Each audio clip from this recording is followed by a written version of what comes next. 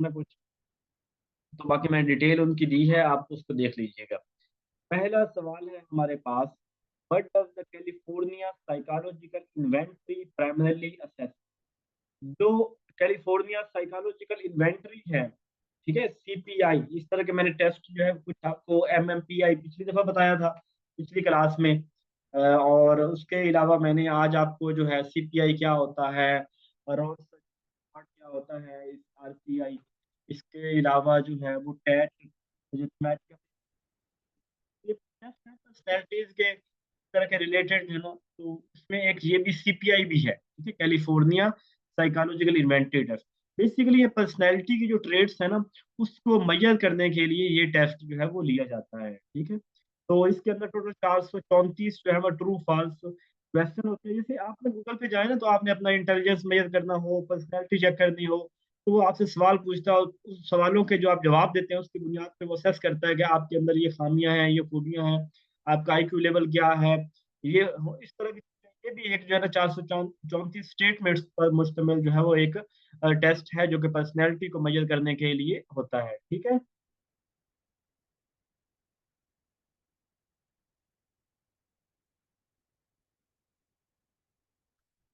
Second question है, which projective test involved the examiner speaking a series of words for an immediate response from the subject। कभी कभी होता है ना कि आपके साथ, कभी कभी नहीं, ये जो जिनके साथ होता है उनके साथ अक्सर ही होता है कि जो लोग ना बड़े मुंह फट होते हैं, यानी उनके सामने कोई बात की जाए ना, तो वो फौरी तौर पे विद इन अ सेकेंड, बगैर सोचे समझे वो बात का जवाब देने की कोशिश करते हैं। यानी जो उनके जहन में आता है ना वो बोल देते हैं, जो उनके जहन में आता है वो बोल देते हैं, वो उसके लिए जरा भी जो है वो लिहाज नहीं करते, सब्र नहीं करते। तो ऐसा वो जो है series of words, immediate response जो उनके जहन में आता जाता है बोलते रहते हैं, ठीक है। तो ये होता है वर्ड एसोसिएशन टेस्ट, WAT, ठीक है। वर्ड एसोसिएशन टेस्ट के अंदर ये हमारी स्पीकिंग है कि जो हम सोच रहे हैं वो हम बोल रहे हैं, जो आता जा रहा है सोच में, जो हमारे यानी कि बैकएंड पे जो हमने आया, हमने वही चीज जो है वो बोल immediate with the first word of thought that comes to mind appearing a जो किसी स्टिमुलस मिलने के बाद, किसी ने मुझे गाली दी है, तो मैं बगैर सोचे समझे, अगर मुझे गालियां आती है तो मैं 5-7 गालियां उसको दे दूंगा बगैर सोचे समझे।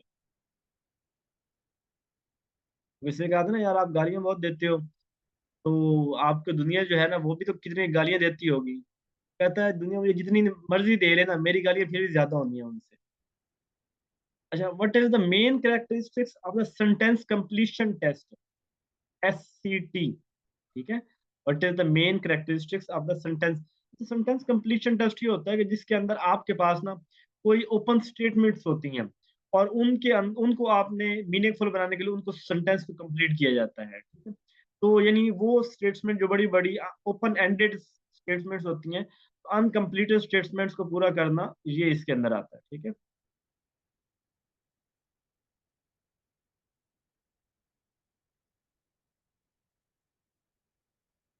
SCT जो है इसकी मैंने डिटेल भी दी है, ठीक है, देख लीजिए।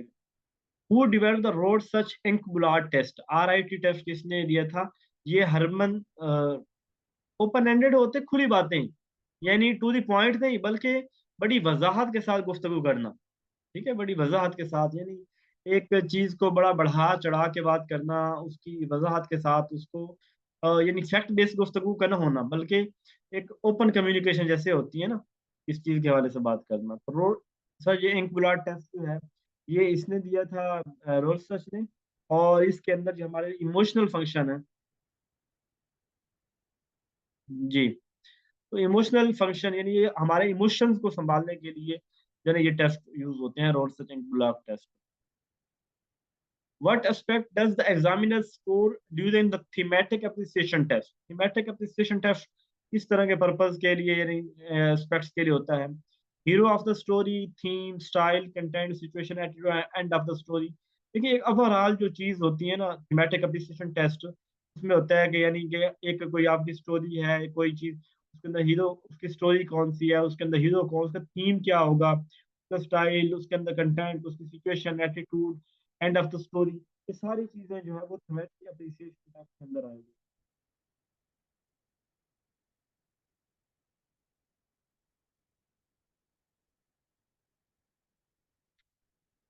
नेक्स्ट है, ये 5 सवाल थे, ये टोटल बेसिकल टेस्ट है। तो टेस्ट, ये पैराग्राफ जो मैंने दिए हैं ना, इनको जरूर पढ़ लीजिएगा। आपका को याद करने के अंदर, याद रखने के अंदर आसानी होगी। What is rationalisation? रैशनलाइजेशन होता है कि कहीं पे ना आप बड़ा जस्टिफाई कर रहे होते हैं, दलील दे रहे होते हैं, दिमाग का इस्तेमाल कर रहे होते हैं। Finding justification of for an event और फीलिंग, आप अपनी इमोशंस की या अपनी किसी इवेंट के बारे में जस्टिफिकेशन जो देते हैं, वो रैशनलाइजेशन के अंदर आता, रैशनलाइजेशन कह लें। What type of perspective focuses on how people adapt to everyday life and intervene to improve the lives of individuals through therapy? किसी बंदे की जो जिंदगी है ना, उसकी अपनी, उसको थेरापी के जरिए वो उसको कंटिन्यू करता है इंडिविजुअल की लाइफ को। तो ये क्या होगा? प्रैक्टिकल नहीं, क्लिनिकल साइकोलॉजी थी। थेरापी है ना, तो थेरापी जहाँ पे हो वहाँ क्लिनिकल साइकोलॉजी होगी। थेरापी का ताल्लुक क्लिनिकल साइकोलॉजी के साथ है। And education, what does instructional leadership primary focus? वो लीडरशिप, वो इंस्ट्रक्शनल लीडरशिप यानी जिसका ताल्लुक पढ़ाने के साथ है, वो किस चीज के ऊपर फोकस करेगी? In administrative paper work, maximising personal achievement, improving teaching and learning, reduce student engagement. क्योंकि वो इंस्ट्रक्शनल है तो उसका ताल्लुक टीचिंग और लर्निंग के साथ होगा। ठीक है, इंस्ट्रक्शनल है यानी पढ़ाने के साथ उसका ताल्लुक है, तो टीचिंग और लर्निंग के साथ उसका ताल्लुक होगा।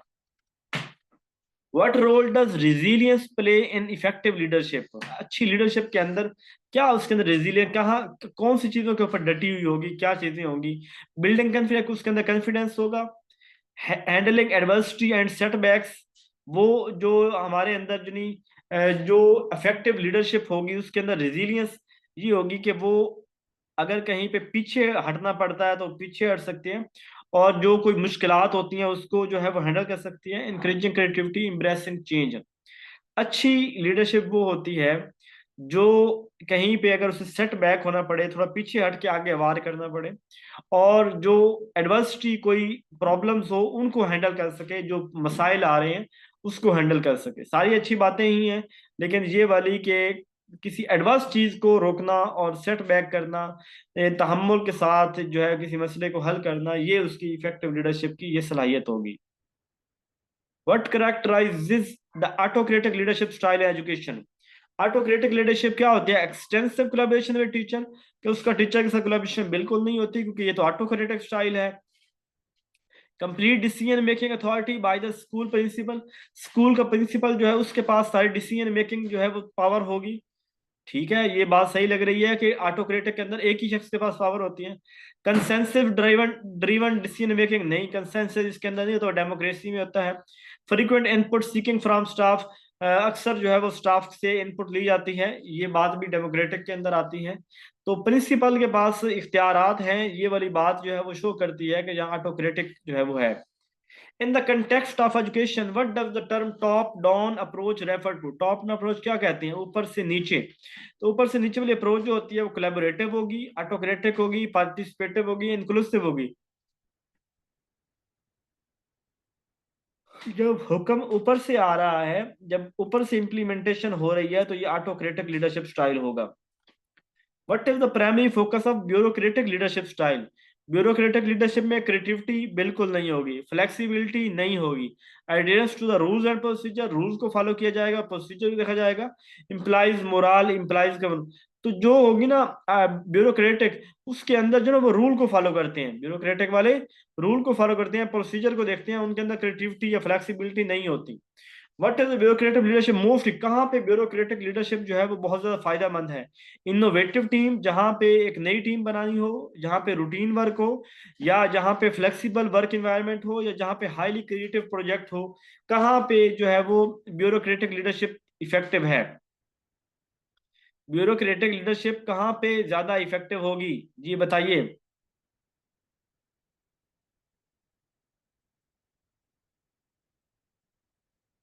नहीं, ब्यूरोक्रेटिव के अंदर तो लचक होती नहीं है। जी शाबाश। देखिए, जो है ना ब्यूरोक्रेटिक लीडरशिप, इसके अंदर कोई क्रिएटिविटी नहीं होती, ये रूल्स को फॉलो करते हैं। तो ये एक जो रूटीन टास्क है ना, यानी इस तरह फाइल आनी, फलां टेबल से साइन होगी, फलां से होगी, फलां से होगी, फिर इसका, तो ये एक रूटीन के साथ चल रही होती है। कोई क्रिएटिविटी इसके अंदर नहीं होती, फ्लेक्सिबिलिटी नहीं होती, वो चीजें इसके अंदर नहीं होती। What is the primary characteristics of charismatic leadership style? Charismatic leadership style वो होता है जो एक बड़ा अट्रैक्ट करने वाला होता है, यानी जो बड़ा मोटिवेटेड, इंस्पायरिंग, इंथुसिज्म एंड कमिटमेंट जो उसके अंदर होता है। तो ये वाला स्टाइल है, ये करिज्मेटिक लीडरशिप स्टाइल है।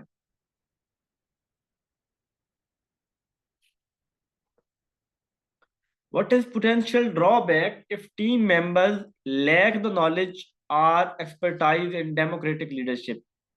What is the potential drive, क्या पोटेंशियल ड्रॉबैक है कि if team member lack the knowledge, कि टीम मेंबर्स के अंदर नॉलेज कम है और उनको पता नहीं है कि हमने कैसे डेमोक्रेटिक लीडरशिप के अंदर अपना मशवरा देना है, तो उसके अंदर क्या होगा, इनकी क्या इससे जॉब सेटिस्फेक्शन बढ़ेगी? क्वालिटी इनपुट इश्यूज के इनपुट जो है, यानी जो मशवरा देने के हैं वो इश्यूज के मसाइल होगा, क्वालिटी इश्यूज नहीं, मसाइल डिस्कस नहीं होंगे। अगर उनको नहीं पता, टीम मेंबर्स जो है वो नहीं पता, एक्सपर्ट नहीं है, तो ये क्विक डिसीजन मेकिंग, फौरी फैसला साजी होगी, ये स्किल डेवलपमेंट इश्यूज होंगे।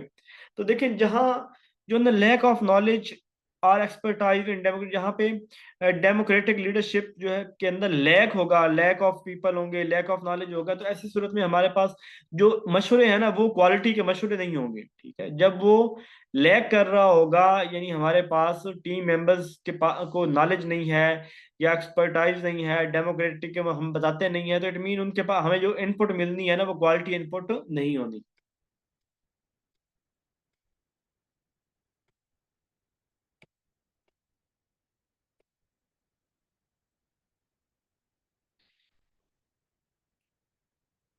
अच्छा जी, what is what advantage associated with legislative leadership style in terms of team members? Legislative में क्या होगा, लिमिटेड ऑटोनॉमी होगी उसके अंदर, तो ये तो गलत बात है, वो तो अपनी मर्जी होती है। इंक्रीज जॉब सेटिस्फेक्शन बढ़ेगी इससे। माइक्रो मैनेजमेंट, निचले लेवल पे माइक्रो मैनेज हो सकती है, स्ट्रिक्ट कंट्रोल नहीं, यहाँ पे जॉब सेटिस्फेक्शन बढ़ेगी, हर किसी में अपना काम लग जाएगा, वो तसल्ली से अपनी मर्जी से अपने मुताबिक वो काम मुकम्मल करेगा, तो कोई जो है उनको छेड़ने पूछने वाला कोई नहीं है। तो ये इंक्रीज जॉब सेटिस्फेक्शन बढ़ती है। What is the primary focus for the transaction and transactional leadership style? Transactional leadership style के अंदर किस चीज के ऊपर फोकस किया जाता है? क्रिएटिविटी होती है? नहीं, क्रिएटिविटी जो है वो ट्रांसफॉर्मेशनल लीडरशिप में होती है। टास्क कंप्लीशन की बात करते हैं, इंट्रिंसिक मोटिवेशन होती है, adherence to standard and reward. देखिए, ये जो है ना, ये रिवार्ड स्टैंडर्ड की बात करते हैं ट्रांजैक्शनल वाले, ठीक है, और बाकी चीजें वो ट्रांसफॉर्मेशनल में होती हैं। इन विच कंटेक्स्ट में transactional leadership style be inadequate according to disadvantage? कहाँ पे जो है वो ट्रांजेक्शनल लीडरशिप स्टाइल नहीं चलेगा? रूटीन टास्क के अंदर नहीं चलेगा, क्रिएटिव थिंकिंग एनवायरनमेंट के अंदर ये नहीं चल सकेगा, well defined standard for target, well defined targets के ऊपर, या क्लियर एक्सपेक्टेशन के साथ, कहाँ पे जो है वो ट्रांजेक्शनल लीडरशिप जो है वो काम नहीं करेगी? ट्रांजेक्शन के अंदर चूंकि हमें काम चलाना होता है, ट्रांजेक्शनल लीडरशिप के अंदर क्योंकि क्रिएटिविटी नहीं होती, इसीलिए यहाँ पे क्रिएटिव थिंकिंग एनवायरनमेंट जो है वो उसको जो है उसको सपोर्ट नहीं किया जाता। What is the central idea behind behavioural theories of leadership? Central idea क्या होगा बिहेवियर के? क्या कहते हैं, great leaders are born with inherent quality. Inherent की बात तो बिहेवियरिज्म वाले बिल्कुल नहीं करते। Great leaders are made through learning observation. अच्छा लीडर वो होता है जो लर्निंग और ऑब्जर्वेशन से बनता है। Leader is solely based on charisma, leadership is an unchangeable trait. तो ये कौन सा होगा, देखें, जो लीडरशिप है बिहेवियरिज्म के नजदीक ऑब्जर्वेशन और लर्निंग से होगी।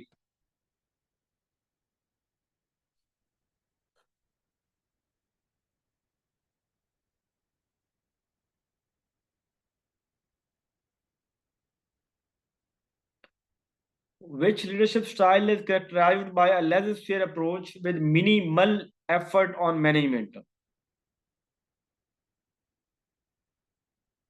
Which leadership style is characterized by a laissez-faire approach with minimal efforts on management? जहाँ पे कम efforts होंगी मैनेजमेंट में, सवाल को थोड़ा समझना है। Which leadership style is character, कौन सा leadership style है बाय लेजर फेयर की तरफ approach with minimal efforts on management, जहां पे कम एफर्ट्स होंगी मैनेजमेंट के अंदर। Team management, task management, country club management.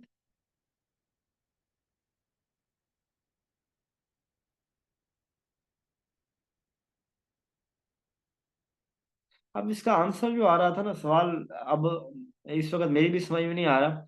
इसका आंसर जो था ना वो बी था, इम्पोवरिश्ड मैनेजमेंट। ये मैं उसको कहते हैं दूसरे को ना गरीब, इम्पोवरिश्ड, गरीब, खस्ता हाल। तो वो मैनेजमेंट सही तरह काम नहीं कर सकेगी। मिनिमल एफर्ट ऑन मैनेजमेंट, जहाँ पे कम एफर्ट जिनकी शायद लगेंगी, तो वो होगी गरीब जो है ना वो मैनेजमेंट होगी। ठीक है, खस्ता हाल मैनेजमेंट होगी।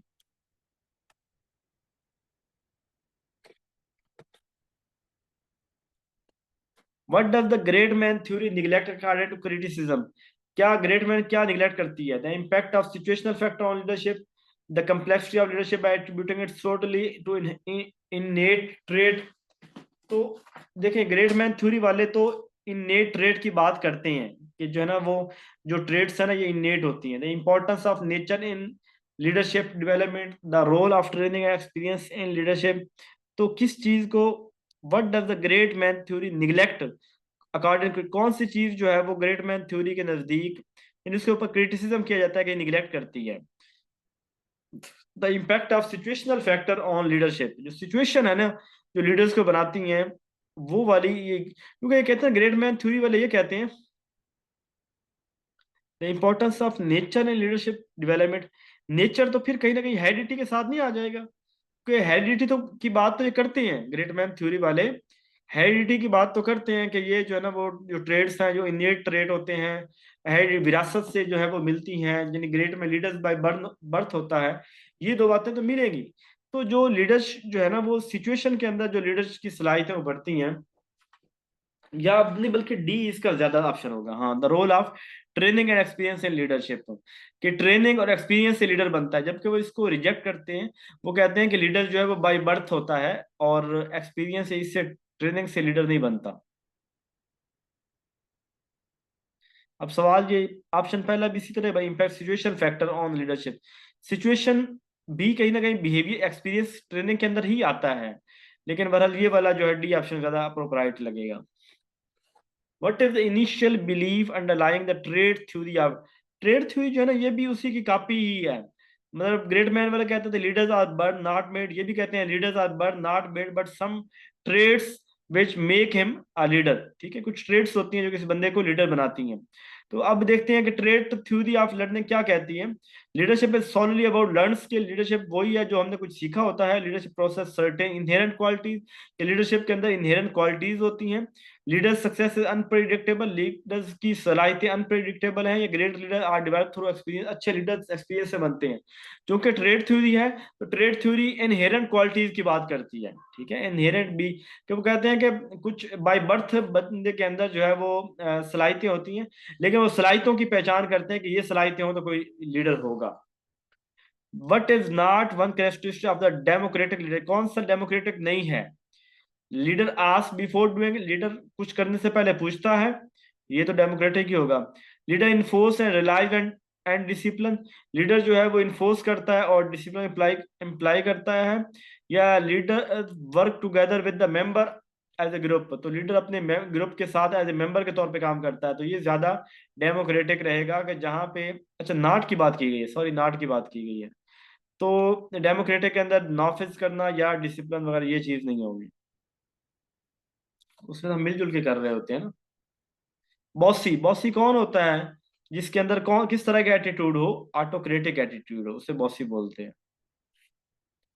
डोमिनेट, वो भी ऑटोक्रेटिक होगा, जो कहीं पे डोमिनेट कर रहा होता है।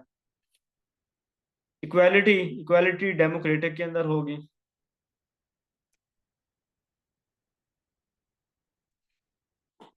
What is the basic reason for frustration, frustration की सबसे बड़ी वजह क्या होती है? लैक ऑफ कॉन्फिडेंस, कॉन्फिडेंस नहीं होगा तो फ्रस्ट्रेशन होगी। नीड हमारे अंदर फ्रस्ट्रेशन पैदा करती है, गोल अचीवमेंट या positive thinking.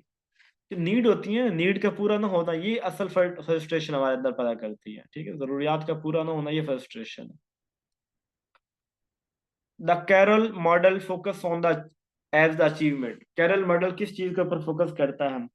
Guideline, instruction, teachers methodology या टाइम।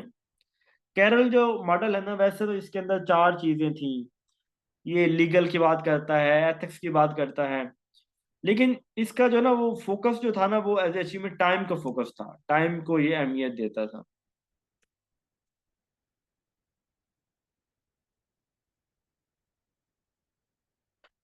ये यहाँ पे दी हुई detail. Which are the following the first school of thought. पहला स्कूल ऑफ थॉट साइकोलॉजी के अंदर कौन है? वो स्ट्रक्चरलिज्म है।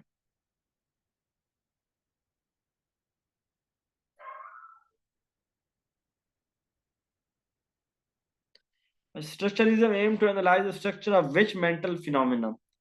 तो स्ट्रक्चरलिज्म जो है किस मेंटल फिनोमेना को, किसको ज्यादा फोकस करते थे? स्ट्रक्चरलिज्म वाले कॉन्शियस को फोकस करते थे। According to Wordsworth, teaching is creating an environment where the student cognitive can emerge and change। ये cognitive की बात करता है Woodworth.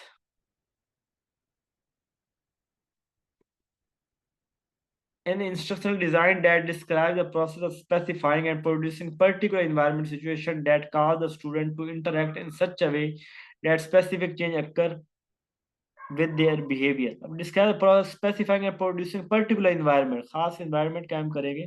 that cause the student to enter, जहाँ पे student interact करेंगे और in specific change occur in their behaviour, और उनके बिहेवियर के अंदर खास तब्दीली आएगी। ये मॉडल ऑफ टीचिंग है, ठीक है। मॉडल ऑफ टीचिंग, टीचर ऐसा मॉडल पेश करेगा कि जिससे उनके बिहेवियर, टीचर को फॉलो, उनके बिहेवियर जो है वो बदल जाएंगे। ठीक है जी, ये 32 सवाल आज किए हैं, इतने ही काफ़ी रहेंगे। इंशाल्लाह कल नेक्स्ट देखते हैं। अपना ख्याल रखिएगा।